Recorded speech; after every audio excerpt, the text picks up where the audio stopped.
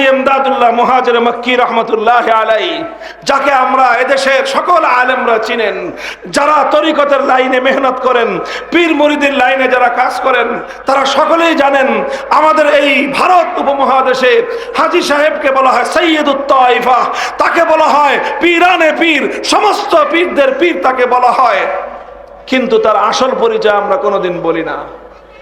হাজী ইমদাদুল্লাহ মুহাজির মক্কি রহমতুল্লাহ আলাইহি তিনি শুধু পীর ছিলেন না, বরং তিনি 1857 সালের আগে থানা ভবনকে একটা রাজধানী ঘোষণা করে তিনি একটা ইসলামী স্টেট ঘোষণা করেছিলেন, একটা খেলাফত কায়েম করেছিলেন।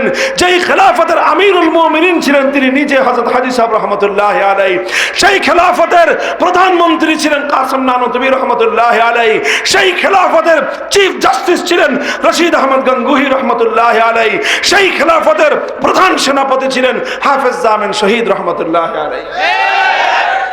হাজী ইমদাদুল্লাহ মুহাজির মক্কি তিনি ছিলেন আমিরুল মুমিনিন, তিনি ছিলেন খলিফাতুল মুসলিমিন। মুহতারাম হাজিরিন, ইংরেজরা যখন দেখলো মুসলমানরা খেলাফত কায়েম করে ইংরেজদের আইনকে উচ্ছেদ করে আল্লাহর আইন বাস্তবায়নের ঘোষণা দিয়েছে, তারা হামলা করলো, আক্রমণ করলো। মহাশক্তিধর ব্রিটিশ সাম্রাজ্যের সাথে আমাদের পূর্বসূরি আলেমগণ ক্ষুদ্র শক্তি নিয়ে জিহাদের ময়দানে নামলেন, লড়াই করলেন, জিহাদ করলেন, রক্ত দিলেন, খোদার জমিনকে রঞ্জিত করলেন। আল্লাহর আইন ছাড়া তাগুতের আইনের সামনে মাথা নোয়ান নাই। ওনাদের এই শাহাদাতের পর হাজার হাজার আলেমদেরকে ফাঁসি কাস্টে ঝুলানো হয়েছে, এতিম হয়েছেন আলেমদের সন্তানেরা, বিধবা হয়েছেন আলেমদের স্ত্রীরা, কোল খালি হয়েছে আলেমদের মায়েদের। তারা সব কিছু বরদাস্ত করে নিয়েছেন, কিন্তু আল্লাহর জমিনে কোনো গায়রুল্লাহর আইন এক মুহূর্তের জন্য বরদাস্ত করে নেন নাই। 1866 সালে দারুল উলুম দেওবন্দ প্রতিষ্ঠা করা হয়েছে।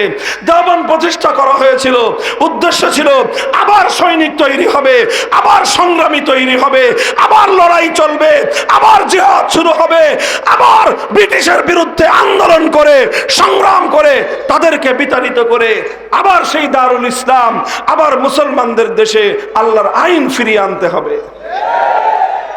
80 বছর সংগ্রাম চললো। কত বছর? আরে ভাই, 80 বছরের কয়জন মানুষ এখানে আছেন? 80 বছর সংগ্রাম করলো দারুল উলুম দেওবন্দ। 1947 সালে সেই সংগ্রামের পরিণামে ব্রিটিশরা এদেশ থেকে পালিয়ে যেতে বাধ্য হলো। ব্রিটিশরা যখন ভারতবর্ষ ছেড়ে দেয় তখন এই দেশে প্রধানত 2 জাতির বসবাস। এক জাতি ছিল হিন্দু, আর এক জাতি ছিল মুসলিম। সংখ্যায় মেজরিটি ছিল হিন্দুরা, মাইনরিটি ছিল মুসলমান। কাছাকাছি থাকলেও কিছুটা বেশি ছিল হিন্দু, কিছুটা কম ছিল মুসলমান। হিন্দুরা চিন্তা করলো যেহেতু আমরা মেজরিটি, সুতরাং এই গোটা দেশটা যদি একসঙ্গে থাকে দেশটা অনেক বড় হবে, ক্ষমতা আমাদের হাতে থাকবে। মুসলমানরা চিন্তা করলো আমাদের এত বড় দেশের দরকার নাই, আমাদের এত বিশাল সাম্রাজ্যের প্রয়োজন নাই। আমরা চাই একটা ভূখণ্ড, আমরা চাই একটা মানচিত্র, আমরা চাই একটা দেশ। সেই দেশটা হতে পারে ছোট, সেই দেশটা হতে পারে গরিব। আমরা হয়তো 3 বেলার জায়গায় 1 বেলা খেয়ে থাকবো, না খেতে পারলে প্রয়োজনে আমরা পেটে পাথর বাঁধবো। কিন্তু মুসলমানদের স্বপ্ন ছিল, হৃদয়ে আকাঙ্ক্ষা ছিল, আমরা এমন একটা দেশ গড়ব যেই দেশে আইন চলবে আল্লাহর, যেই দেশের সংবিধান হবে আল কোরআন। এরকম একটা স্বপ্ন নিয়ে গোটা ভারতবর্ষের অধিকাংশ মুসলমানরা বললেন যে না, আমরা বড় সাম্রাজ্য চাই না, আমরা অবিভক্ত বিশাল ভারত চাই না, আমরা আমাদের ছোট্ট ভূমি চাই, আমাদের ছোট্ট দেশ হোক, কিন্তু সেই দেশটা চলবে কার আইন অনুযায়ী। তখন এই ভারত 2 ভাগ হয়ে গেল। হিন্দুরা পেল 1 ভাগ, বিশাল ভারত, আর মুসলমানরা পেল তার তুলনায় অনেক ছোট একটা জায়গা। সেই জায়গাটার নাম 1947 সালে দেয়া হলো পাকিস্তান। সেখানে পাকিস্তান নামটা মুখ্য নয়, পাকিস্তান নামের সঙ্গে আলাদা কোনো প্রীতি, কোনো ভালোবাসার কিছু নাই। কিন্তু মূল কথা হলো এই বিশাল ভূখণ্ড মুসলমানদের জন্য, এই ভূখণ্ড স্বাধীন করা হলো মুসলমানদের জন্য, এই মানচিত্রকে আজাদ করা হয়েছিল শুধুমাত্র একটা উদ্দেশ্যে, শুধু একটা চেতনায়, সেটা হলো এই কোরআন হবে দেশের আইন, সংবিধান হবে আল কোরআন, আইন হবে একমাত্র আল্লাহর। এই কাজটুকু করতে গিয়ে মুসলমানদেরকে অনেক মূল্য দিতে হয়েছে, অনেক চড়া মূল্য দিতে হয়েছে। যারা প্রবীণ আছেন তারা তাদের বাপদাদার কাছ থেকে শুনে থাকবেন। আমরা ইতিহাসের পাতায় পড়ি, হাজার হাজার নয় লক্ষ লক্ষ মুসলমান ভিটেমাটি ছেড়ে দিয়েছে, কোটি কোটি টাকার সম্পত্তি ছেড়ে দিয়ে পথের ভিখারি হয়ে তারা হিন্দুদের কাফেরদের এলাকা ছেড়ে দিয়ে মুসলমানদের এলাকায় রিফিউজি হিসেবে চলে আসছে, তারা শরণার্থী হিসেবে চলে এসেছে, জীবনের সমস্ত সম্পদ ত্যাগ করেছে, অনেকে নিজেদের সন্তানদেরকে পর্যন্ত ত্যাগ করেছে, অনেকে আসতে গিয়ে রাস্তার মধ্যে জীবন দিয়েছে, প্রাণ দিয়েছে, রক্তের স্রোতের উপর দিয়ে, জীবনের অনেক ত্যাগ আর কোরবানির উপর দিয়ে, লক্ষ কোটি মুসলমানদের জীবন সম্পদ আর ইজ্জতের উপর দিয়ে মুসলমানদের জন্য আলাদা স্বাধীন ভূমি প্রতিষ্ঠিত হয়েছিল। এখানে বড় হৃদয় বিদারক একটা ইতিহাস আছে, যে ইতিহাস বলতে গেলে, শুনতে গেলে, বুঝতে গেলে হৃদয়ে রক্তক্ষরণ হয়। সেটা হলো এই মুসলমানদের জন্য আল্লাহর আইনের দ্বারা পরিচালিত একটা দেশ গঠন করতে গিয়ে গোটা ভারতবর্ষের অনেক মুসলমান জীবন দিয়েছে, অনেক মুসলমানের ত্যাগ আর কোরবানি আছে।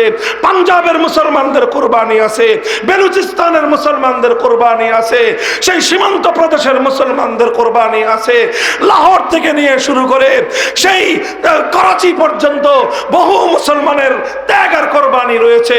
তবে গোটা ভারতবর্ষের সমস্ত মুসলমানদের ত্যাগ আর কোরবানিকে যদি এক পাল্লায় রাখা হয়, আর শুধুমাত্র এই বাংলাদেশের মুসলমানদের ত্যাগ আর কোরবানিকে যদি এক পাল্লায় রাখা হয়, ইতিহাস যারা পাঠ করেছে তারা বলবে কথা, বাংলাদেশের মুসলমানদের ত্যাগ আর কোরবানির পাল্লা ভারী হয়ে যাবে। এই বাংলাদেশের মুসলমান কারা ছিল? আসমান থেকে মুসলমান নেমে আসছিল না? তোমার বাপ ছিল, আমার বাপ ছিল, তোমার দাদা ছিল, আমার দাদা ছিল? বলো কথা, মুসলমানের বাচ্চারা বলো।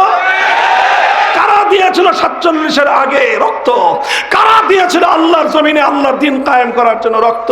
হাজী শরীয়তুল্লাহ তো অন্য কোন দেশে জন্ম নেয় নাই, তোমাদের এই বৃহত্তর ফরিদপুরের সন্তান। হাজী শরীয়তুল্লাহ কি চেয়েছিলেন? সম্পদ। হাজী শরীয়তুল্লাহ কি চেয়েছিলেন? ক্ষমতা। হাজী শরীয়তুল্লাহ তো ফরায়েজি আন্দোলন করেছিলেন যে আমার দেশের মানুষ আল্লাহর ফরজ বিধান নিয়ে বেঁচে থাকুক, আর তো কোনো কিছু চায় নাই। এদেশের মুসলমানরা অনেক ত্যাগ স্বীকার করেছে, অনেক কোরবানি করেছে, শাহাদাতের নজরানা পেশ করেছে, বাপ দাদার হাজার বছরের ভিটে মাটি ছেড়ে দিয়ে রাস্তার ফকির হতে তারা পছন্দ করেছে।